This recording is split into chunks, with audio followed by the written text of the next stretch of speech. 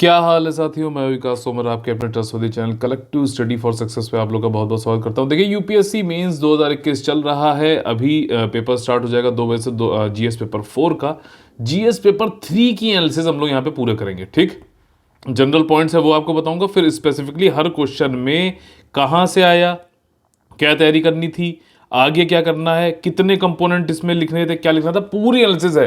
ठीक है ना। अगर शॉर्टकट करना चाहते हैं तो आप बिल्कुल जो है ये पीडीएफ यहाँ से हमारे टेलीग्राम के डिस्क्रिप्शन में मैंने दे रखी है, वहाँ से डाउनलोड कर लीजिए, अपना पढ़ लीजिएगा। लेकिन पूरी एनालिसिस और क्वालिटी एनालिसिस देखना चाहते हैं जो आपकी आदत आगे मदद करे। ठीक, यूपीएससी में ही नहीं बल्कि यूपीपीसीएस, बीपीएससी और अदर स्टेट पीसी एग्जामिनेशन के मेंस एग्जाम में तो आप लोग जो है हमारे साथ लगे रह सकते हैं। बल्कि बाकी आप 10-15 मिनट का वीडियो कहीं से भी देख सकते हैं। वो सब जो है पढ़ने वाले तो बहुत लोग हैं यहाँ पर। ठीक, मतलब खाली पढ़ देना। लेकिन यहाँ पे आप अगर पेपर देखोगे, बहुत ही एनालिटिकल आया है, बहुत ही इंटरलिंकिंग जरूरत है, अच्छी खासी अंडरस्टैंडिंग की जरूरत है। ठीक, ना कि जो है सिर्फ यहाँ पर सिर्फ बोल देना कि हाँ ये जीएस पेपर 3 है, सिलेबस है, पढ़ लो, ये कर लो, वैसे नहीं चलेगा। ठीक है, तो देखिए पॉजिटिव नोट पे यहाँ पे देखते हैं कि यहाँ पर फिर से एक जो पैटर्न बना हुआ है यूपीएससी का। 20 क्वेश्चन आए। ठीक, 20 में से 10 क्वेश्चन, 10-10 क्वेश्चन थे आपके 10 मार्क्स के। ठीक, और 10 क्वेश्चन थे 15 मार्क्स के। 10 वाले 100-150 वर्ड्स के होते हैं और 15 वाले जो है 250 वर्ड्स के होते हैं। ठीक, और मेरे हिसाब से अगर आपको फॉलो कर सकते हो चाहो तो आप 10 जो क्वेश्चन 10 मार्क्स वाले हैं उनको आपको 1 घंटे में कंप्लीट करने की कोशिश ही नहीं करना ही है। ऐसा को ऐसी इतनी आपको प्रैक्टिस करनी है। और वहीं जो 15 मार्क्स वाले क्वेश्चन है 10 क्वेश्चन, उनको 2 घंटे में कंप्लीट करना है। और पेपर के दौरान 3 घंटे कभी मत सोचना कि यार बहुत ज़्यादा टाइम है। टाइम बहुत ही कम रहेगा। आपको लगातार पूरा जो है लगातार लगे ना, पूरी एनर्जी झोंक देना है। ठीक है, तो ये तो है जनरल पॉइंट्स। ऊपर से अगर देखा जाए वो ओवरव्यू अगर पूरे पेपर का, तो इस पेपर में इकोनॉमी से भी अच्छे क्वेश्चन पूछे हैं, साइंस एंड टेक्नोलॉजी से भी मिले जुले कुछ क्वेश्चन, लेकिन कम है कंपेरेटिवली। इन्वायरमेंट से काफ़ी क्वेश्चन आए हैं, इकोनॉमी से ज़्यादा क्वेश्चन आए हैं, डिजास्टर मैनेजमेंट को भी दिया गया जो ब्रॉड पॉइंट्स हैं, और सिक्योरिटी। तो और कुछ जो है क्वेश्चन रिपीट भी हुए हैं, जैसे नेशनल फूड सिक्योरिटी एक्ट 2013 वाला रिपीट हुआ है, टेररिज्म वाला रिपीट हुआ है। तो आप 2014-13 के बाद से जो है 13 से आप प्रीवियस क्वेश्चन भी जरूर लगाइए। यूपीएससी अब क्या है कि प्रीवियस क्वेश्चंस भी पूछ रहा है।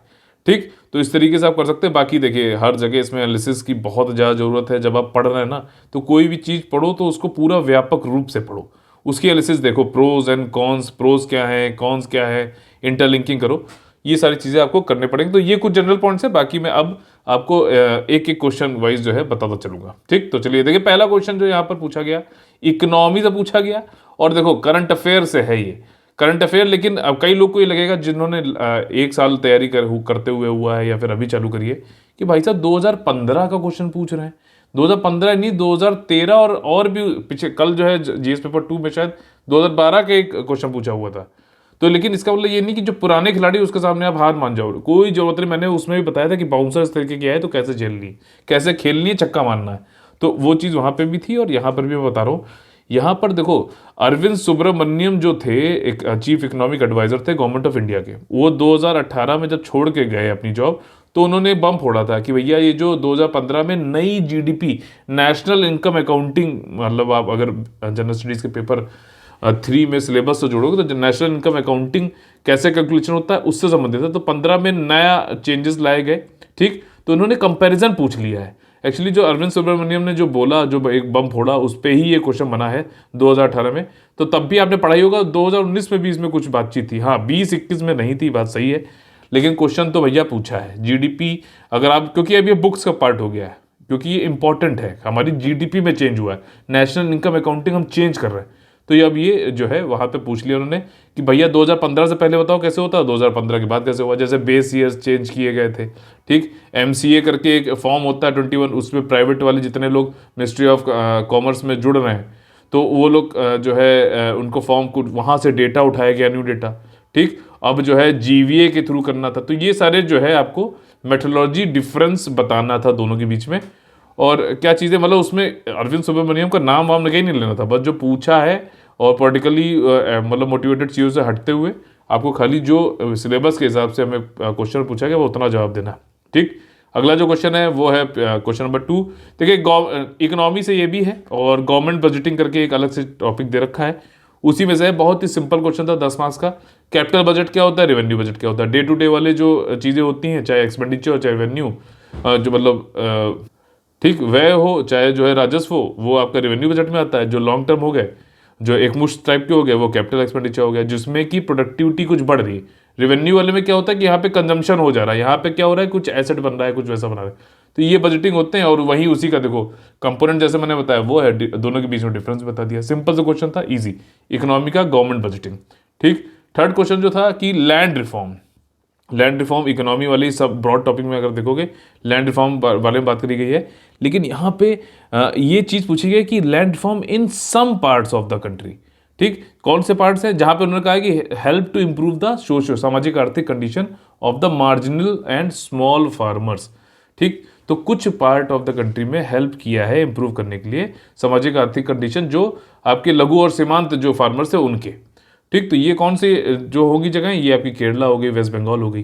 तो यहाँ पे क्यों हुई भाई, भूदान मूवमेंट था, आंध्र प्रदेश में कई जगह हुआ है, तो भूदान मूवमेंट है, अलग अलग जो राज्य की वो थी पॉलिसीज थी, उन्होंने यहाँ पर लैंड रिफॉर्म जहाँ पे ज़्यादा अच्छे से इम्प्लीमेंट हुआ वहाँ पे आज जो है फार्मर्स को बढ़िया मिला। इसमें अच्छा एक चीज़ और भी है, इसमें आप पंजाब का भी लिखोगे, पंजाब में लैंड रिफॉर्म के अंतर्गत ही जो कंसोलिडेशन वाली जो एक स्ट्रेटजी थी, क्योंकि लैंड रिफॉर्म के कुछ जो है स्टेजेस होती हैं, तो उसमें कंसोलिडेशन वाली जो होती है जिसको हम लोग चकबंदी वाली फेज कहते हैं, तो उससे भी क्या है कि लैंड होल्डिंग छोटी छोटी हो जाने की वजह से सारा इनपुट महंगा हो जाता है। लेकिन जब कंसोलिडेशन, एक लैंड इतनी थी फिर इतनी थी फिर इतनी थी इतनी थी, इनको अगर एक साथ जोड़ दिया जाए, बड़ी बना दिया जाए, तो जो इसको कहते हैं ऑप्टिमम यूटिलाइजेशन या फिर जो है स्केल ऑफ इकोनॉमी वाली चीज़ होती है वो, तो पंजाब का भी आप यहाँ पर दे सकते हैं। लैंड रिफॉर्म के पॉजिटिव एस्पेक्ट अलग अलग कंट्री के पार्ट में पूछा गया है। सिंपल एग्जाम क्वेश्चन है, जनरल स्टडीज़ का पेपर 3 के बेसिक में आता है ये।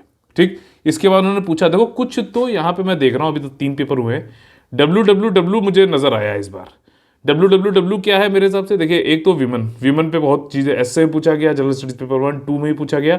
दूसरी चीज़ है वाटर बहुत ज़्यादा चीज़ पूछी जा रही है। तीसरी चीज़ है भैया वर्ड, यहाँ पे भी देखो टेररिज्म को भी वर्ड से, ग्लोबलाइजेशन, इंटरनेशनल रिलेशन से कल क्वेश्चन काफ़ी पूछे गए थे। तो ये WWW काफ़ी यूपीएससी की थीम में मैंने ये पैटर्न यहाँ पर देखा। यही चीज़ होती है एनालिसिस करना, ठीक है ना, खाली पढ़ देने से किसी का कुछ होता नहीं, खाली उनके वीडियो जो है छोटे छोटे जो है बनते हैं उससे कुछ नहीं होता। क्वालिटी अगर लेना है तो पूरा वीडियो देखिए और एक एक क्वेश्चन की एनालिसिस होनी चाहिए। ठीक, तो देखो ये माइक्रो इरिगेशन से संबंधित पूछा गया है, ये भी आपका इकोनॉमी का एग्रीकल्चरल वाला जो सिलेबस है उसमें से माइक्रो इरिगेशन, सिंचाई इरिगेशन करके एक है ना, उसमें कैसे हेल्प किया है इंडिया की वाटर क्राइसिस में। इसमें देखो एक्सटेंट पूछा गया, कितनी हद तक इसने हेल्प किया है माइक्रो इरिगेशन ने, ये चीज़ बतानी है। ठीक, इंडिया की वाटर क्राइसिस में। फिर आप इसकी जो है बेस्ट प्रैक्टिसेस को, क्योंकि भाई हर किसी में जो है आप चैलेंज के साथ में मेजर्स भी तो बताओगे ना, तो आप इसको एग्जाम्पल बेस्ट प्रैक्टिस किसका दे सकते हो, इसराइल का। इसराइल में माइक्रो इरिगेशन बहुत ही अच्छे तरीके से यूज़ किया गया है। ऐसी ज़मीन जहाँ पर जो है इतनी फर्टाइल ज़मीन ना होने के बावजूद भी माइक्रो इरिगेशन के बल पर बहुत ही ज़्यादा उत्पादकता वहाँ पर वो लाए हैं। 5वां जो है आपका सिक्योरिटी इशूज से है। ठीक, आपका सिक्योरिटी इशू से इसमें देखो S-400 जो है ट्रायम्फ, ये हम लोग ने अपने करंट अफेयर में कवर भी किया था। ट्रायम्फ रशिया का जो हम खरीद रहे हैं एयर डिफेंस सिस्टम है, ये तो पूछा ही पूछा, लेकिन साथ में देखो यूपीएससी है ये, इसने कहा है कि इसको कंपेयर करो बाकी जो सुपीरियर, तो पूछा है कि कैसे ये सुपीरियर है बाकी जो एयर डिफेंस सिस्टम है उनसे वर्ल्ड में। ठीक है, तो ये तो रशिया का हो गया। बाकी आपका आयरन डोम कहाँ का हो गया, इसराइल का हो गया।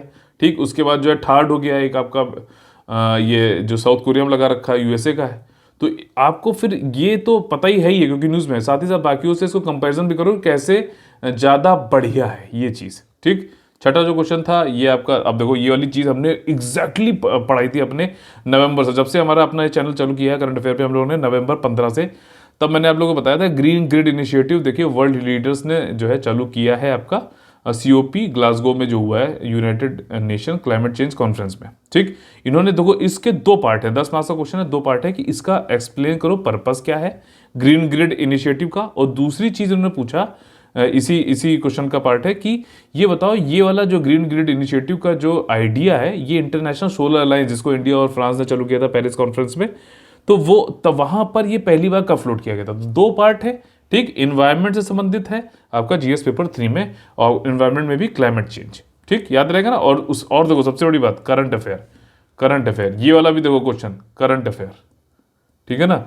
तो आप करंट अफेयर को तो बिल्कुल नकार ही नहीं सकते। करंट अफेयर जैसे हम लोग यहाँ पढ़ाते हैं, करंट अफेयर जो चल रहा है, कंटेक्स्ट, साथ ही साथ जो है उसका बैकग्राउंड जनरल स्टडी से जोड़कर इंटरलिंकिंग करा के पूरी कॉन्सेप्ट को आपके दिमाग में अंडरस्टैंड कराने का काम, ये नहीं किया तो भैया बहुत मुश्किल है, ठीक, क्योंकि प्रीलिम्स भी आप कठिन होने वाला है, वो भी कॉन्सेप्ट बेस पे ही आएगा पूरी तरीके से। क्वेश्चन नंबर 7, अब देखो ये भी 10 मार्क्स का क्वेश्चन है, इसमें भी ये एनवायरनमेंट से है बिल्कुल, और ये भी आपका जो है पोल्यूशन वाले, एनवायरनमेंट के पोल्यूशन पार्ट से आएगा सिलेबस के। देखिए इसमें बोला गया कि डिस्क्राइब द की पॉइंट्स, जो रिवाइज्ड अभी WHO ने रिवाइज किया ग्लोबल एयर क्वालिटी गाइडलाइन, ठीक, तो इसके की पॉइंट बताओ, पहला पार्ट, ठीक। दूसरा पार्ट इन्होंने पूछा है, ये मैं इसलिए बता रहा हूँ ताकि आप लोग को क्वेश्चन में स्ट्रक्चरिंग करने में कई लोग को दिक्कत होती है तो नहीं आएगी। तो ये पहला पार्ट है, 10 मार्क्स का क्वेश्चन है। अभी मैं मार्क्स का एलोकेशन बताऊंगा कितने में कितने वर्ड लिखने, क्योंकि 150 वर्ड्स ही तो है।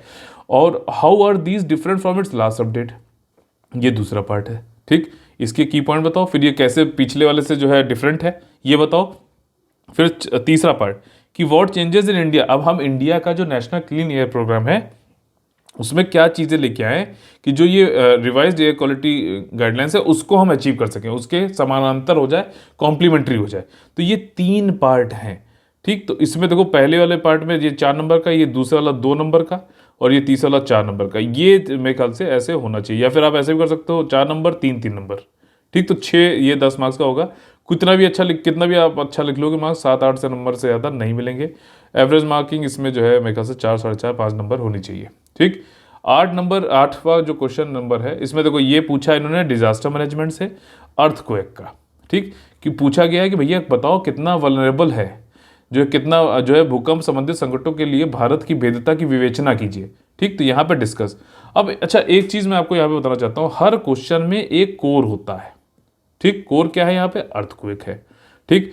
उस कोर के कुछ कंपोनेंट भी हो सकते हैं कि भाई आपका जो है पूछा गया वल्नरेबिलिटी इंडिया में बताओ, ठीक। कोर है अर्थक्वेक, फिर उसकी वल्नरेबिलिटी, इसके कंपोनेंट घटक जो है एक ये है, बाकी जैसे मैंने आपको पार्ट्स बताया अभी। दूसरी चीज़, पहली चीज़ कोर, फिर दूसरी चीज़ उसके कंपोनेंट, फिर तीसरी चीज़ इसी में ही जो है उसके पार्ट्स होंगे ABC जैसे ऊपर बताया, और फिर चौथी चीज़ जो मोस्ट इंपॉर्टेंट है कि यहाँ पर डायरेक्टिव वर्ड क्या है। तो इन चीज़ों के को समझते हुए आपको आंसर को पढ़ना है 2 बार और फिर आंसर को लिखना है। क्वेश्चन को 2 बार पढ़ना है फिर आंसर को लिखना है, ठीक। तो देखो यहाँ पर क्या है कि अर्थक्वेक है इंडिया में किस तरीके से वल्नरेबिलिटी, तो इसमें सिस्मिक जोन जो है ना हमारे यहाँ 2, 3, 4, 5, ठीक है ना, इनको बनाओ, जैसे दिल्ली अपना हाई उसमें सिस्मिक जोन में है, ठीक। तो इन सब चीज़ों को बताओ तो कितना वल्नरेबिलिटी, अलग मैप बनाना पड़ेगा। साथ ही साथ उन्होंने कहा कि एग्जाम्पल दो पिछले 3 दशकों में जो भी मेजर डिजास्टर्स हुए हैं अर्थक्वेक की वजह से। तो भैया भुज तो मेरे ख्याल से सबको याद आ रहा होगा तुरंत ही, भुज तो तुरंत ही लिख सकते हो। तो ये वाली चीज़ 10 मार्क्स की है, तो ये 2 पार्ट में 5-5 मार्क्स में आपको ये इसको लिखना चाहिए, ठीक। उतने ही वर्ड एलोकेशन आप करोगे मार्क्स के हिसाब से। ये चीज़ें धीरे धीरे आएंगी। आप हमारा चैनल ज्वाइन कर सकते हो, टेलीग्राम चैनल का लिंक मैं दे दूंगा डिस्क्रिप्शन में। वहाँ पे रोज़ प्रैक्टिस कराई जाती है, रोज़ स्टडी प्लान मिलता है, रोज़ जो है discussion group discussion doubt discussion होता है, रोज़ 8 बजे लाइव। क्वेश्चन नंबर 9 देखिए, यहाँ पर पूछा गया है कि मनी लॉन्ड्रिंग हो रही है। मनी लॉन्ड्रिंग क्या होता है भाई साहब, जो ब्लैक मनी उसको ऐसा दिखाना, ऐसा दर्शाना, ऐसा करना कि वो वाइट हो जाए, अनअकाउंटेड मनी जो है अकाउंटेड हो जाए, इस तरीके से। तो यहाँ पे ये कह रहा है कि आप डिस्कस करो कि जो टेक्नोलॉजी और वैश्वीकरण हो रहा है, ग्लोबलाइजेशन हो रहा है, वो किस तरीके से मनी लॉन्ड्रिंग को और बढ़ावा दे रहा है, ठीक, मैं योगदान कर रहा है। ये पहला पार्ट हो गया, 10 मार्क्स का क्वेश्चन है। और फिर बोला एलोबरेट करो कौन से मेजर्स हैं वो हमें लेने चाहिए, मतलब सोल्यूशन लेना चाहिए कि जो मनी लॉन्ड्रिंग की प्रॉब्लम है वो नेशनल और इंटरनेशनल लेवल पे जो है ख़त्म हो सके, क्योंकि वैश्वीकरण की बात हो रही है। तो जैसे इसमें आप उसमें एग्जाम्पल में FATF की बात कर सकते हो, ठीक, फाइनेंशियल एक्शन टास्क फोर्स, जो कि मनी लॉन्ड्रिंग से काम करता है को रोकने के लिए, ठीक। उसके बाद जो है बाकी आप कंट्रियों से बात कर सकते हो, इंटरपोल को लेके जा सकते हो, ठीक। आप ऑर्गेनाइज्ड क्राइम पे भी शिकंजा कसो, क्योंकि ऑर्गेनाइज क्राइम की वजह से भी मनी लॉन्ड्रिंग बहुत ज़्यादा फल फूल रही है, ठीक है। और ये टेक्नोलॉजी कुछ ऐसी रखो कि भाई साहब जो है ट्रांजेक्शन ये करना जो है, अब देखो इमर्जिंग टेक्नोलॉजी में अगर डिस्कस करोगे तो आप एक एग्जांपल यहाँ पे मनी लॉन्ड्रिंग का ये भी दे सकते हो कि क्रिप्टो करेंसी की वजह से भी मनी लॉन्ड्रिंग और ये टेरर फंडिंग भी बढ़ रही, ठीक। चलो अगला जो क्वेश्चन है हमारा, क्वेश्चन नंबर 10, कि ये बोल रहा है कि इंडिया का जो इंटरनल सिक्योरिटी है, आंतरिक सुरक्षा है, उसको ध्यान में रखते हुए आपको ये विश्लेषण ये करना है कि क्या इम्पैक्ट है क्रॉस बॉर्डर साइबर अटैक्स का। अब जैसे कहा जाता है ना कि चाइना वाले देखो इंडिया की जो है वेबसाइट को उन्होंने हैक कर लिया, या फिर पाकिस्तान वालों ने जो है इंडिया की वेबसाइट को हैक कर लिया। तो अब देखो हर चीज़ का डिजिटलाइजेशन हो जा रहा है, हर चीज़ का। आप अगर किसी बड़े बड़े जो लोग हैं, जो बड़े बड़े पोस्टों बैठे हुए हैं, उनका अगर आपने व्हाट्सएप ही हैक कर लिया, मान लो साइबर अटैक कर लिया, और आप उसको स्नूपिंग कर रहे हो, तो उससे क्या होगा कि आपको सारी चीज़ें पता है, कि आपको ये पता चल जाए कि न्यूक्लियर इंस्टॉलेशन कहाँ है, कब आप क्या करने वाले हो। तो इससे तो जो एक एक यहाँ पे शब्द यूज़ होगा आप, क्योंकि देखो ये वाला क्वेश्चन है आपका सिक्योरिटी इशूज से, ठीक, सिक्योरिटी इशूज से। तो उसमें अगर आप पढ़ते हो तो आपको एक शब्द पढ़ने में आता होगा, क्रिटिकल इंफ्रास्ट्रक्चर, इंफॉर्मेशन इंफ्रास्ट्रक्चर। तो इसको बड़ा खतरा हो जाता है। तो हमारा जो इम्पैक्ट है हमारे ऊपर, अगर देखा जाए तो ये साइबर अटैक की वजह से क्रॉस बॉर्डर जो आंतरिक सुरक्षा है, काफ़ी ज़्यादा इसको दिक्कत हो सकती है, ठीक। तो ये इसमें पूछा गया, पहली चीज़, पहला पार्ट हो गया। और ठीक है, और उसको लड़ने के लिए भाई मेजर्स अगर देखा जाए तो हमारे यहाँ सर्ट इन है, ठीक, नेट ग्रिड है, ठीक है ना, नेट ग्रिड है। बाकी अभी थोड़ी दिन पहले हम लोगों ने मैक का भी अभी करंट अफेयर में आपने पढ़ा था, मल्टी एजेंसी सेंटर, जो कि इंटेलिजेंस ब्यूरो और बाकी सब लोग मिलकर आपस में बात करते हैं, इंटेलिजेंस इकट्ठा करते हैं। तो ये सब इसीलिए मैं कह रहा हूँ कि आप लोग अगर करंट अफेयर रूट देखते रहोगे हमारे साथ में, तो GS2 GS3 जिसमें ज़्यादा करंट अफेयर की चीज़ें आती हैं ओवरऑल भी, तो ये आपके बहुत अच्छे हो जाएंगे, ठीक। तो ये वाली बात है, इसमें आप इस तरीके से कर सकते हैं। ये सिक्योरिटी इश्यूज से था, ठीक। अभी मैं एक क्या करूँगा काम, कि आप लोग को एक टेलीग्राम चैनल पे एक एनालिसिस भी दे दूँगा कि कहाँ किस पोर्शन से जो है आपके कितने क्वेश्चंस आए और कितने मार्क्स के आए, ठीक है। ये चीज़ मैंने कल भी दिया था GS पेपर 1-2 में, आप लोग टेलीग्राम चैनल ज्वाइन करके देख सकते हैं, ठीक। अब आगे हम लोग 15 मार्क्स वाले, 250 वर्ड तक लिखना है, 250 वर्ड के ऊपर नहीं लिखना है। UPSC ने स्पेसिफिकली ये नोटिफिकेशन निकाल के बताया था कि अगर आप ओवर लिमिट करते हैं, ओवर वर्ड लिमिट जाते हैं, तो आपके नंबर काटे जाएंगे, निगेटिव मार्किंग होगी, ठीक। तो देखो यहाँ पे लिखा हुआ, do you agree that the Indian economy has recently experience V shaped recovery. अब ये देखो आपसे पूछ रहा है कि अब क्या हुआ है कि जब लॉकडाउन लगा तो भारत की जो GDP और ये सब थी वो बिल्कुल डाउन हो गई, फिर उसके बाद जो है भारत की रिकवरी ऐसे हो गई, मतलब ऊपर चले गई। तो ये शेप क्या बना, वी शेप। ये मैंने आप लोग करंट अफेयर में पढ़ाया भी था, वी शेप इकोनॉमी होती है, के शेप इकोनॉमी होती है, अलग अलग तरीके, यू शेप भी इकोनॉमी होती है। तो यहाँ पर क्या हुआ है, बिल्कुल धड़ाम से गिरी और धड़ाम से उठ गई। तो क्या आप इससे एग्री करते हो? देखो मेरा पॉइंट अलग हो सकता है, आपका पॉइंट अलग हो सकता है, ठीक। तो इसीलिए डू यू एग्री, अगर आप एग्री करते हो, यस करते हो, तो भी रीजन दो अपने सपोर्ट में, अगर आप नो करते हो तब भी आप रीजन दो सपोर्ट में, ठीक। क्योंकि देखो शेयर मार्केट और कैपिटल मार्केट में तो देखा गया बिल्कुल वी शेप रिकवरी हुई, ठीक है ना, बिल्कुल गिरा धड़ाम से उठ गया। लेकिन जैसे कि इंडिया वाले में देखा जाए तो क्या इस तरीके का हुआ है क्या कि बिल्कुल माइनस जो है, मान लीजिए 24 गई थी तो क्या अगली बार -24 ही आ गई? भाई अगर इस लेवल से 24 के लेवल से गिरोगे आप, तो और फिर उसी 24 के लेवल पे आओगे, तब तो वी शेप हुआ ना। अगर आप 24 से गिरे और यहाँ पे 2 लेवल पे आ गए तो वी शेप थोड़ी ना हुआ। तो ये आप जो भी लो अपना स्टैंड, उसके रीजन दो सपोर्ट में, ठीक। ये भी इकोनॉमी से संबंधित है आपका क्वेश्चन। ये थोड़ा सा इग्नोर करिएगा, ये लाइन खिंच गई है जिनसे भी हम लोग को मिला है ये वाला पेपर। अगला जो क्वेश्चन है, क्वेश्चन नंबर 12, देखिए यहाँ पे लिखा हुआ है इंफ्रास्ट्रक्चर। जैसे मैंने आप लोग को अभी ये बताया था थोड़े दिन पहले, गति शक्ति मास्टर प्लान जो है, जो कि इंफ्रास्ट्रक्चर संबंधित है, बहुत बहुत ज़्यादा इंपॉर्टेंट है। वही चीज़ देखो यहाँ पे पूछा गया, इन्होंने कहा डिस्कस करो भारत के तजुर्बे के अनुसार कि जो इन्वेस्टमेंट होता है इंफ्रास्ट्रक्चर में, ठीक है ना, आधारित अवसंरचना में, वो बहुत जरूरी है रैपिड और इंक्लूसिव यानी कि समावेशी आर्थिक ग्रोथ के लिए, ठीक। तो आपको भारत के एक्सपीरियंस के हिसाब से, हाँ भैया, जहाँ भी इंफ्रास्ट्रक्चर बना, इन्वेस्टमेंट हुआ, तो उस वहाँ की जो है रैपिड और इंक्लूसिव हुई कि नहीं हुई, कैसा मतलब आपको लगता है, तो उसके लिए आप जो है उसके जस्टिफाई करिए, ठीक है ना। इंफ्रास्ट्रक्चर भाई ज़रूरी है। इंफ्रास्ट्रक्चर भी 2 तरीके के होते हैं, हार्ड इंफ्रास्ट्रक्चर और सॉफ्ट इंफ्रास्ट्रक्चर। ये आप लोग थोड़ा पढ़ोगे मेंस के बारे में तो आपको पता चलेगा। हार्ड इंफ्रास्ट्रक्चर क्या है भाई साहब, कि आपका जो है आपने जो है हेल्थ, मान लीजिए हॉस्पिटल बना दिया, ये तो हार्ड इंफ्रास्ट्रक्चर है, बेड वेड सब लगा दिए, लेकिन आपके पास नर्स नहीं है, डॉक्टर्स नहीं है, तो आप उनको कैसे सर्विसेज दे पाओगे? तो ये होता है सॉफ्ट इंफ्रास्ट्रक्चर। तो इन्वेस्टमेंट अगर इन दोनों में ही किया जाए तो रैपिड और इंक्लूसिव हो सकता है, बिल्कुल हो सकता है। लेकिन आपको ये चीज़ें जो बेसिक है ना, ये परिभाषाएं आना जरूरी है, आपको पता ही होना चाहिए। अब आप पता चलो उसने बोला इंफ्रास्ट्रक्चर, आप लगे खाली पुल पे ऊपर बात करने में कि जो है पुल बना दो तो बहुत तेज़ से गाड़ी निकलेगी, वो सब नहीं भाई साहब, ये सब ऐसे नहीं चलेगा। यहाँ पे चाहिए अंडरस्टैंडिंग। वो जो शॉर्टकट वाले चक्कर में रहोगे तो नहीं होगा सिलेक्शन।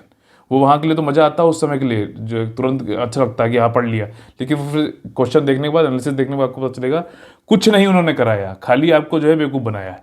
ठीक, तो यहाँ पे इंफ्रास्ट्रक्चर आप एजुकेशन का बनाओ, एजुकेशन की आप अलग अलग एम्स क्यों बनाए जा रहे हैं भाई इतने ज़्यादा सारे हर जगह। ठीक है, तो ये इसीलिए ये इंफ्रास्ट्रक्चर ऐसे बात करो। आप रोड कनेक्टिविटी की बात करो कि भाई साहब उत्तर पूर्वी भारत जो है हमारा, वो नहीं जुड़ पा रहा है हमारे मेनलैंड से, तो हम उसके लिए इंफ्रास्ट्रक्चर बनाए कि वाटर वे के थ्रू, रोड वे के थ्रू, एयरवेज के थ्रू। क्यों ये उड़े देश का आम नागरिक वाली चीज़ बात हो रही, ताकि जो जैसे इस वाले एग्जाम्पल में क्या कि उत्तर पूर्वी भारत जो है एक समावेशी आर्थिक विकास हो पाएगा। ठीक, ना कि पता चला वो अलग ही रह रहे हैं, जो मुख्य धारा में आ ही नहीं पा रहे हैं, तो कैसे करोगे। तो ये चीज़ें आपको इस तरीके से लिखना है।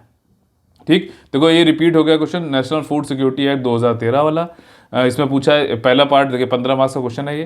पहला पार्ट है कि सैलिएंट फीचर्स बताओ, दूसरा पार्ट है कि how has the food security bill helped in eliminating hunger and malnutrition, किस प्रकार से भूख और तथा कुपोषण दूर करने में किस प्रकार सहायता की है, किस प्रकार करी, मतलब करी है कि नहीं करी है, कितनी करी है, ये चीज़ आपको अपने हिसाब से यहाँ पे लिखना था। ठीक, तो ये वाला तो मेरे ख्याल से हो जाएगा 5 मार्क्स का, ये वाली जो है 10 मार्क्स का, इसके बारे में लिखोगे। और अगर जैसे नहीं कर पाया तो भाई क्या मेजर्स वे फॉरवर्ड हो सकता है, ये आपको लिखना होगा। क्वेश्चन नंबर 14 में यहाँ पर इन्होंने पूछा है कि भैया क्रॉप डाइवर्सिफिकेशन। ठीक, तो देखो ये वाला तो इकोनॉमी में ही, एग्रीकल्चर वाले पार्ट में है ये वाला क्वेश्चन, और ये 14th वाला जो है इकोनॉमी का ही जो है क्रॉपिंग पैटर्न वाला, इस सिलेबस में बिल्कुल स्पेसिफिकली लिखा हुआ है। तो क्रॉप डाइवर्सिफिकेशन के लिए चैलेंजेस क्या क्या चीज़ें हैं, तो चैलेंजेस बहुत सारी चीज़ें हैं भाई। एमएसपी भी एक चैलेंज है, अगर आप ध्यान से देखो, एमएसपी जिस क्रॉप के लिए मिलता है, फिर वो भाई छोटे किसान है, जो किसान है उसको लगता है भाई यार यहाँ तो कम से कम न्यूनतम समर्थन मूल्य तो मिल रहा है ना, तो वो क्रॉप डाइवर्सिफिकेशन कैसे करेगा, ये चीज़ में आ रही है ना। तो ये MSP is also a challenge before the crop diversification, crop की विविधता में। ठीक, बाकी और भी चैलेंज हो सकते हैं। बहुत ही छोटे सीमांत, लघु और सीमांत जो है फार्मर्स हैं। ठीक, लैंड होल्डिंग्स छोटी हैं। ठीक, ज़्यादा खर्चा लगता है, इंस्टीट्यूशनल क्रेडिट डिलीवरी नहीं हो पा रही है। ठीक, एग्रीकल्चर एक्सटेंशन नहीं पहुंच पा रहा, मतलब टेक्निक नहीं पहुंच पा रही है, लैब टू लैंड वाली जो चीज़ है वो नहीं हो पा रही है। ठीक, जैसे Indian council of agriculture research है, तो वो चीज़ें नहीं पहुंचा पा रहा है। लोग बहुत ही छोटे किसानों की वजह से बहुत दबे हुए हैं, वो बहुत ज़्यादा जो है नई क्रॉप पे जाने और उसके भाई ऑर्गेनिक खेती पे ही नहीं जा पा रहे। ठीक, तो ये सारे चैलेंजेस हैं। और आप फिर उसने दूसरा क्वेश्चन ने पूछा कि बताओ आपको क्या लगता है कि जो टेक्नोलॉजीज आ रही हैं वो क्या अपॉर्चुनिटी देती है क्रॉप डाइवर्सिफिकेशन के लिए। बिल्कुल देती हैं, टेक्नोलॉजी को कभी मना करना ही नहीं है। जैसे कि एक ब्यूरोक्रेसी की बहुत बड़ी एक जो है वो थी क्रिटिसिज्म, ये है कि वो टेक्नोलॉजी से एवर्स है, क्योंकि उनको लगता है ये टेक्नोलॉजी आ जाएगी तो हमारा काम, हमारी जो एक प्रभुत्व बना हुआ वो खत्म हो जाएगा। तो टेक्नोलॉजी के लिए कभी मना मत करना। तो इसमें आप ऐसे कर सकते हो कि हाँ भाई बिल्कुल कर सकता है, ड्रोन आ रही हैं, माइक्रो इरीगेशन टेक्नोलॉजी आ रही है, स्प्रिंकलर्स आ रहे हैं। ठीक, उसके बाद सॉइल हेल्थ कार्ड, तुरंत जो है मृदा की क्या पीएच लेवल हो, तुरंत जो है हैंड हेल्ड जो है डिवाइसेस आ रही हैं। ठीक है ना, उस तो ये सारी टेक्नोलॉजी बहुत अच्छी हैं क्रॉप डाइवर्सिफिकेशन करने के लिए। ठीक, वेदर फोरकास्ट जो है अच्छा मिल रहा है, हमें पता चल रहा है जीपीएस के थ्रू जो है नेविगेशन, मतलब आपका पता चल पा रहा है, लोकेशन पता चल रहा है कि कहाँ पे कैसे करना चाहिए। ठीक है, फोरकास्टिंग है कि वेदर कैसा होने वाला है। तो ये टेक्नोलॉजी बिल्कुल क्रॉप डाइवर्सिफिकेशन में हमको हेल्प कर रहा है। साथ ही टेक्नोलॉजी ये भी कहता है, टेक्नोलॉजी का मतलब एक चीज़ और है, इसका मतलब सिर्फ इंटरनेट और कम्युनिकेशन ही नहीं होता है। आप टेक्नोलॉजी बताओ कि भैया सीड्स भी हम अच्छी अच्छी बना रहे हैं। अगर मान लीजिए कोई ऐसी जगह है जहाँ पर एक तरीके मिलेट्स मान लीजिए नहीं हो पा रहे हैं, तो वहाँ पे वो भी हम कर सकें। समझ रहे हो, तो ये सारी चीज़ें भी टेक्नोलॉजी, मतलब सीड में भी टेक्नोलॉजी, सारी चीज़ें आप टेक्नोलॉजी के अंदर लाएंगे। ठीक, 15वां जो क्वेश्चन है हमारा वो आपका है बायोटेक्नोलॉजी संबंधित। अब देखो साइंस एंड टेक्नोलॉजी में बायोटेक्नोलॉजी एक अलग से टॉपिक दे रखा है। ठीक, तो इसको आप अब इसमें देखो ये इसमें क्या पूछा गया है कि what research and development achievement हैं अप्लाइड बायोटेक्नोलॉजी में। अप्लाइड बायोटेक्नोलॉजी समझते हो कि मतलब जो अनुवांशिक रूप से जेनेटिकली जो कुछ चेंजेस करके हम जो है कुछ अचीवमेंट हमने लेके आए हैं, जैसे कि कॉटन के केस में बीटी कॉटन हो गया। ठीक, जैसे कि हमने वैक्सीन बनाई है यार, हम वैक्सीन बना रहे हैं, हमने उसमें क्या किया भैया, अब कोवैक्सीन हमारी भारत की खुद की भारत बायोटेक ने बनाया है। कैसे बनाया, जो जेनेटिकल स्ट्रक्चर उसको देखते हुए उसको चेक करते हुए फिर हमने बनाया है। तो ये सारे करंट के एग्जाम्पल लिखो, तो ये अचीवमेंट हो गए। उसके बाद अगला जो उसने टॉपिक पहुंचा है, अब देखो यहाँ पे एक अंडर करंट आपको समझ में आ रहा है कि क्या है, अगला सेंटेंस सुन के आपको समझ में आ जाएगा। फिर उसने पूछा है कि क्या ये जो अचीवमेंट हुए हैं ये पूरर सेक्शन को अपलिफ्ट करने में काम आए हैं। तो अब आपको एक चीज़ पूरी समझ में आई, बिगर पिक्चर अगर देखो समझो तो तो कि science and technology for the welfare of the marginalize section की बात हो रही है। ठीक, तो साइंस एंड टेक्नोलॉजी अगर मान लीजिए कुछ काम कर रही है तो उसने पुअरर सेक्शन या फिर जो भी हाशिए पे जो भी समुदाय हैं हमारे समाज के, उनको किस तरीके से उनका जो है अपलिफ्टमेंट कर पा रही कि नहीं कर पा रही। तो science and technology for the marginalize section, ठीक, मुख्य धारा में उनको लाने के लिए साइंस एंड टेक्नोलॉजी का उपयोग होना चाहिए। ये चीज़ तो जब भी आप ऐसे पढ़ रहे हो तो आपको ये भी पढ़ना चाहिए। अच्छा, ये सब चीज़ें कहाँ से मिलेंगी आप लोगों को कोई नहीं बताएगा, कहाँ से ये चीज़ें आपको कहाँ से सोर्स कहाँ से पढ़े, ये आपको पढ़ना है योजना और कुरुक्षेत्र से। अगर आप योजना कुरुक्षेत्र डायरेक्ट दे रखे हैं भाई साहब, डायरेक्ट आते हैं ये वाले क्वेश्चंस, वहाँ पे आप वहाँ से आपको कहीं मैं तो कहता कहीं, तो इसीलिए ये चीज़ है आपसे मैं फिर से निवेदन करूंगा हाथ जोड़ के, करंट अफेयर भी करें या फिर कुछ भी पढ़ रहे हैं तो सिर्फ और सिर्फ कोचिंग के मटेरियल से ज़्यादा आप ऑफिशियल सोर्सेज पे जाएं, ठीक है ना, क्योंकि उतना ही आप कर भी सकते हैं। कोचिंग के 150 लोगों के बराबर आप हर दिन मेहनत नहीं कर सकते यार, तुम क्यों नहीं समझ रहे हो बात को। आपको सिर्फ उतना ही पढ़ पाओगे यार जितना आप कर सकते हो यार। गूगल या ट्विटर जो है, जिन्होंने जो इतनी बड़ी चीज़ बना दी, वो खुद नहीं उस चीज़ों को पढ़ पाते हैं पूरा, तो आप कैसे पढ़ लोगे। तो ये जो ऑफिशियल सोर्सेज जैसे योजना कुरुक्षेत्र, भैया करो, ये ऑल इंडिया रेडियो, पीआईबी, बस ये सारी चीज़ें करो। आप ये नहीं कि किसी कोचिंग मटेरियल उठा लिया फिर बाद में आप उस कोचिंग को दे रहे हो। अरे कोचिंग में तो ना आपसे कहा था कि जाके पढ़ो, आपको समझ ही नहीं आ रहा तो वो क्या करे, वो तो उसी का फायदा उठाते हैं। खैर, अब देखो यहाँ पे अगला जो है, अब ये वाला देखो थोड़ा सा पुराना टॉपिक है और 2014 में ये हम लोग ने पढ़ा था जब मैंने दिया था, लेकिन उस समय नहीं क्वेश्चन आया, हम लोग सोचते रहे यार क्यों नहीं आया। लेकिन ये देखो अब ये पूछ रहा है, नोबल प्राइज फॉर फिजिक्स 2014 में दिया गया ब्लू एलईडी के लिए। ब्लू एलईडी बनाना, देखो जो एलईडी होती है वो अलग अलग तरीके की होती है, इसमें जर्मेनियम और कुछ इन्होंने चेंजेस करके ब्लू एलईडी बनाई थी 1990 के दशक में। आकासाकी अमानो नाकामुरा ये सब लोग करके थे, हम लोगों ने रटा भी था भाई, याद है। तो उसके बाद जो है ब्लू एलईडी बनाने से इन लोग को नोबेल प्राइज मिला फिजिक्स का 2014 में। ठीक, अब इन्होंने देखो फिर से वही चीज साइंस एंड टेक्नोलॉजी फिर से पूछा, अब इस इन्वेंशन का everyday life of human being क्या है। तो साइंस एंड टेक्नोलॉजी जो भी हो रही है वो कैसे जो है ह्यूमन बीइंग्स को या फिर ह्यूमन सिविलाइजेशन या फिर मार्जिनलाइज सेक्शन को हेल्प कर रहा है, ये चीज़ पता होना चाहिए। आपने ये पढ़ा उससे फर्क नहीं पड़ता, वो रटंत वाली चीज़ें स्टेट पीसीएस और एसएससी और इन सब में काम आ जाएगी, लेकिन यहाँ पे कैसे निकालोगे। तो ये चीज़ें आपको ये चीज़ें पढ़नी चाहिए कि हाँ ब्लू एलईडी से जो है क्या क्या चीज़ें जो है हमारी एवरीडे लाइफ में चेंज हो जाएगी, हेल्थ सेक्टर में कैसे मदद करेगा, एजुकेशन सेक्टर में कैसे मदद करेगा, इन्वायरमेंट को कैसे जो है पोल्यूशन से बचाएगा, ये सारी चीज़ें आपको आनी चाहिए। ठीक, ये यही क्वेश्चन देखो यहाँ पे पूछ भी रहा है। तो मैं आपको हमेशा कहता हूँ प्रीलिम्स हो चाहे मेंस हो, साइंस एंड टेक्नोलॉजी में आपको उनके अनुप्रयोग पता होने चाहिए, वो भी सोसाइटी के एंगल से। ठीक, और वो भी मार्जिनलाइज सेक्शन ऑफ सोसाइटी, उनसे उनको कैसे हेल्प कर रहा है। और इनके लिए जो है सबसे बेहतरीन सोर्स जो है योजना और कुरुक्षेत्र, बता रहा हूँ। अभी आ जाके अब आप ढूंढोगे, अब जो लोग ये वीडियो देख के, कई लोग ने, मैंने कल देखा कि मेरा वीडियो देखा उन्होंने और उसके बाद वहीं सेम पॉइंट बता दिए वहां पर जाकर, सेम पॉइंट। तो मतलब चलो ठीक है, करने दो, कॉपी पेस्ट वाले तो बहुत है यहाँ पर।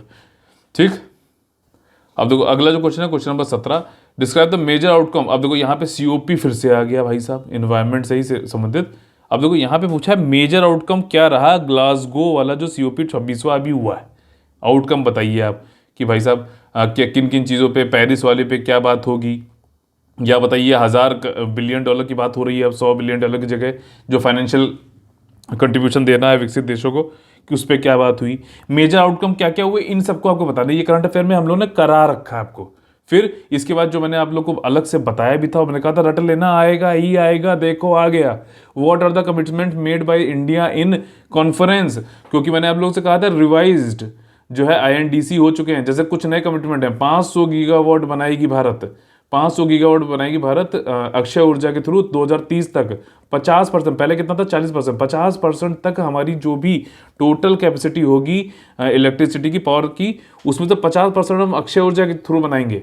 ये सारी चीज़ें चेंजेस हुई ना। अब पहले क्या था, 33 से 35% था कि हम अपनी एमिशन इंटेंसिटी को कम करेंगे 2005 के लेवल पे, अब ये बढ़ा के 40% दे दिए। यही सब तो मैंने आपको पढ़ाया भी था अभी करंट अफेयर में, मैंने बोला भी था आएगा ही आएगा, स्क्रीनशॉट भी इसका भेजा था, देखो आ गया। तो ये भी एनवायरनमेंट से संबंधित था। क्वेश्चन नंबर 18 पे आ जाते हैं। देखिए यहाँ पर इन्होंने क्वेश्चन ये जो है, ये देखो फिर से लैंडस्लाइड, भाई साहब कितना भूस्खलन से प्यार हो गया यूपीएससी को।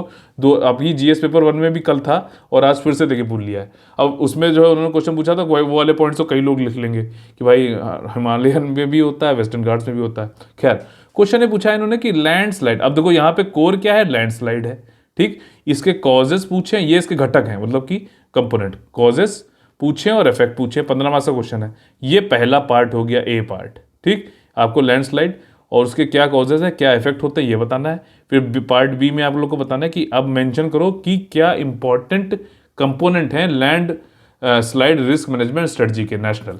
ये दूसरा पार्ट हो गया। तो ये वाला अगर आपने पढ़ा होगा तभी आप इसको कर पाओगे, ठीक। क्वेश्चन नंबर 19 अगर देखो तो इसमें क्या है कि analyse the multi dimensional challenges pose by the external, ये भैया रिपीट हो गया क्वेश्चन, ये पहले पूछा आ चुका है कि इंटरनल सिक्योरिटी के लिए को मतलब जो एक्सटर्नल स्टेट और नॉन स्टेट एक्टर्स है, एक्सटर्नल स्टेट जैसे कि आपका चाइना हो गया, चाइना को ये कहा जाता है कि भाई साहब ये इंटरनली नक्सलिज्म को बढ़ावा देता है भारत में, लेफ्ट विंग एक्सट्रीमिज्म को, ठीक। सिक्योरिटी इशू से अलग क्वेश्चन है। वैसे ही पाकिस्तान हो गया, पाकिस्तान जो है भारत की इंटरनल सिक्योरिटी में जो है थ्रेट पैदा करता है, ठीक, साइबर अटैक करता है। तो ये तो चलो स्टेट्स हैं, मतलब ये इनको हम सब जानते हैं। नॉन स्टेट एक्टर्स जैसे कि कुछ टेररिस्ट ऑर्गेनाइजेशन जैसे जैश ए मोहम्मद हो गया, ठीक है ना, हिजबुल मुजाहिदीन हो गया, ये सब भी तो ये नॉन स्टेट एक्टर्स हैं, मतलब स्टेट के द्वारा फंडेड हैं, स्टेट सामने ना कर इनको आगे करके हमारे ऊपर जो है अटैक करा रहा है। तो इन सब के आपको विश्लेषण करना है, एनालाइज करना है कि ये जो चैलेंजेस पोज्ड होते हैं, पहले तो एक्सटर्नल स्टेट बताओ कौन है, नॉन स्टेट एक्टर्स कौन है ये बताओ कि, और वो किस तरीके से इंटरनल सिक्योरिटी को खत्म कर रहे हैं हमारी। ऑर्गेनाइज क्राइम की बात करोगे इसमें, ठीक। आपका जो है ओपियम ट्रेड जो है उसकी बात भी करोगे, गोल्डन ट्रायंगल और गोल्डन क्रेसेंट का, ये सारी चीज़ें, ठीक। इसके बाद ऑल्सो डिस्कस मेजर्स। अब देखो जब चैलेंजेस बता दिए तो भाई मेजर सोल्यूशन भी तो बताओगे, सोल्यूशन बिल्कुल बताओ, जो भी प्रॉब्लम बताइए उन्हीं का सोल्यूशन बताना।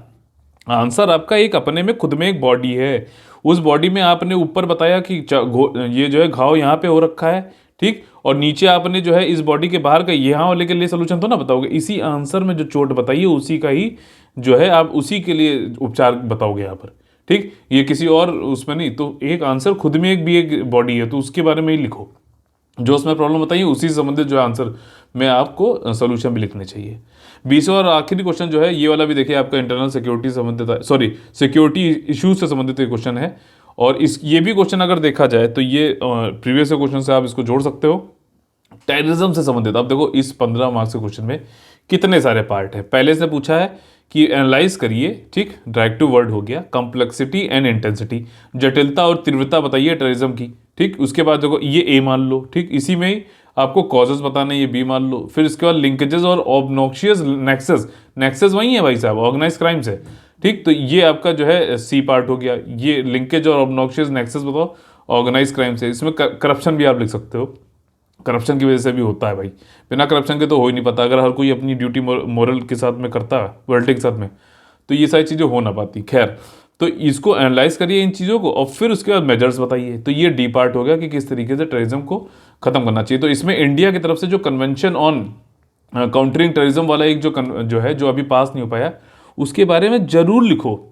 आपको टेक्नोलॉजिकली कैसे करना है, डिफेंस से कैसे करना है, सब मदद लेते हुए, ये सारे मेजर्स करते हुए, यूएन में बात करो, ये सब करते हुए आपको टेररिज्म को मैनेज जो है जो ये खतरा है इसको कैसे खत्म करना है ये बताना चाहिए, ठीक। तो मुझे लगता है कि आप लोग को ये एनालिसिस समझ में आई होगी कि कैसे कहाँ से क्वेश्चन पूछा। सिलेबस के पढ़ना बहुत ज़रूरी है, फिर उसके बाद इंटर सिलेबस के हर एक टॉपिक का जो है अंडरस्टैंडिंग आपको होना जरूरी है और उसकी आपस में इंटरलिंकिंग होना जरूरी है। क्वेश्चन हो ये नहीं है जरूरी कि जीएस पेपर 3 में बिल्कुल व्यूमन से रिलेटेड भी इंटरलिंक करके भी क्वेश्चन पूछ सकता है, ठीक। आपको जो है अब रोज आंसर राइटिंग करना जरूरी है, ये बात लोग नहीं ध्यान देते हैं। रोज आंसर राइटिंग जो करता है वो आंसर राइटिंग इंप्रूवमेंट करता है। जो टेस्ट सीरीज ज्वाइन करके आंसर लिखता है वो टाइम मैनेजमेंट सीखता है, आंसर राइटिंग इंप्रूवमेंट नहीं कर पाता है। ये चीज़ें नहीं कोई बताएगा क्योंकि उनको टेस्ट सीरीज बेचनी है, तो वो अभी आपको पहले दिन से कह देंगे बट टेस्ट सीरीज ज्वाइन कर लो और जो है 20,000 रुपये के 20 टेस्ट कराएंगे और आपका जो है काम खत्म है। तो ये चीज़ें हैं। साथ ही साथ आप लोगों को क्वेश्चन को पढ़ना चाहिए 2 बार। जैसे मैंने आप लोग बताया, एक कोर होता है, जैसे इस वाले क्वेश्चन में कोर क्या है, टेररिज्म, उसके कई सारे घटक हैं। ये घटक देखो, पार्ट्स देखो और फिर डायरेक्टिव वर्ड्स देखो। एनालाइज यहाँ पे पूछा गया था और ऑल्सो सजेस्ट मेजर्स यहाँ पे पूछा गया था। तो इस तरीके से अगर आप लोग को और मदद चाहिए, रोज पर्सनल लेवल पे गाइडेंस चाहिए, तो ये चैनल जो है आपके लिए काफ़ी काम आ सकता है। टेलीग्राम का हमारा चैनल है, फ्री है। इस पर आपको रोज़ सुबह 6 बजे करंट अफेयर मिलता है। करंट अफेयर भी वैसा जैसा एग्जाम में आ रहा है और देखो आए भी हैं क्वेश्चन, ठीक, और उनके पूरे कॉन्सेप्ट फैक्चुअल सारी चीज़ें मैं वहाँ पे बताता हूँ ताकि आपको पूरा व्यापक रूप से तैयार हो जाए। करंट अफेयर के लिए बिल्कुल वन स्टॉप डेस्टिनेशन है, और करंट अफेयर से ही संबंधित अब जनरल स्टडीज़ के क्वेश्चंस भी आ रहे हैं, तो भाई साहब जनरल स्टडीज़ भी वो वाली चीज़ें मैं आपको पढ़ाता रहता हूँ। साथ ही साथ रोज़ आपको स्ट्रेटजी मिलती है स्टडी प्लान की, फिर आपको मेंस आंसर राइटिंग के लिए जो है क्वेश्चन मिलता है, एक ही क्वेश्चन है क्योंकि इंप्रूवमेंट कराना है अभी, ठीक, बाद में भी टाइम है, अभी हम करा लेंगे उसको, टेस्ट सीरीज चला लेंगे। और उसके बाद जो है आपका मेंस आंसर राइटिंग, फिर रोज़ 8 बजे आपको लाइव डाउट डिस्कशन होता है, ठीक, लाइव डाउट तोड़ू सेशन होता है, वो सारी चीज़ें होती हैं, ठीक। उसके बाद भी आपका जो है कई जो अगर आप चैनल में जुड़े रहोगे तो कई सारी चीज़ें मैं आप लोग को देता रहता हूँ, और आप कभी भी क्वेश्चन पूछ सकते हैं। कंटिन्यूअस हैंड होल्डिंग एक्सरसाइज होती है ताकि आप लोग का पूरी तरीके से क्वालिटी वाली पढ़ाई ऑर्गेनाइज्ड वे में हो सके, ना कि क्वांटिटी। जो क्वांटिटी क्या, पीडीएफ आपके सर पे जो है बिल्कुल बौछार कर देंगे, या फिर कोई ऐसा प्लेटफॉर्म है जिसपे एजुकेटर्स की बौछार करते हैं जिन्होंने कभी पेपर निकाला नहीं वो हो जाएंगे, तो वैसे नहीं, क्वालिटी और with organised way, in organised way, इस तरीके से यहाँ पर आपकी तैयारी कराई जाएगी। तो ये एक तरीके से हमारा जो कलेक्टिव स्टडी फॉर सक्सेस है, ये एक एजुकेशन के लिए मिशन है कि आप ज़्यादा से ज़्यादा बच्चों तक पहुँचाया जाए क्वालिटी तैयारी कराने के लिए ऑर्गेनाइज्ड वे में, ठीक। अगर फिर भी कोई डाउट होता है तो आप लोग व्हाट्सएप या फिर टेलीग्राम पे डीएम मुझे कर सकते हैं 9650347272। तो चलिए जीएस पेपर 4 की एनालिसिस जल्दी आपके लिए लेके आते हैं जैसे ही पेपर आता है, और तब तक के लिए आप लोग से लेते हैं अलविदा। जय हिंद, जय Bharat, all the very best है, वंदे वंदे मातरम।